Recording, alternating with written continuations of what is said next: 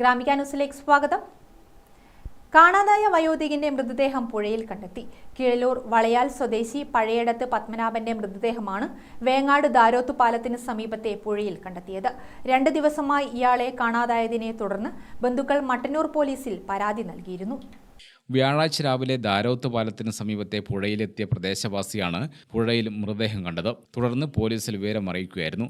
തുടർന്ന് നടത്തിയ അന്വേഷണത്തിൽ ബന്ധുക്കളുടെ മൊഴിയുടെ അടിസ്ഥാനത്തിലാണ് കീഴല്ലൂർ വളയാൽ സ്വദേശിയായ പഴയടത്ത് പത്മനാഭന്റെ മൃതദേഹമാണെന്ന് തിരിച്ചറിഞ്ഞത്. കൂത്തുപറമ്പ് ഫയർഫോഴ്സ് എത്തി പുഴയിൽ നിന്നും മൃതദേഹം കരക്കെത്തിച്ചു. തുടർന്ന് കൂത്തുപറമ്പ് പോലീസും മട്ടന്നൂർ പോലീസും സ്ഥലത്തെത്തി ഇൻക്വസ്റ്റ് നടപടികൾ പൂർത്തിയാക്കി മൃതദേഹം മോർച്ചറിയിലേക്ക് മാറ്റി. 2 ദിവസമായി പത്മനാഭനെ കാണാത്തതിനെ തുടർന്ന് ബന്ധുക്കൾ മട്ടന്നൂർ പോലീസിൽ പരാതി നൽകിയിരുന്നു. വേങ്ങാട് കൂർമ്പക്കാവ് താലപ്പൊലി മഹോത്സവത്തിന്റെ ഭാഗമായി ചൊവ്വാഴ്ച കാവിൽ നടന്ന നാടകം കഴിഞ്ഞ് പത്മനാഭൻ തിരിച്ചു പോകുന്നത് അവസാനമായി കണ്ടവരുണ്ട്.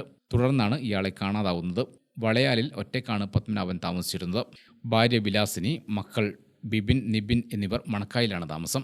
ഗ്രാമിക ന്യൂസ്, കൂത്തുപറമ്പ്.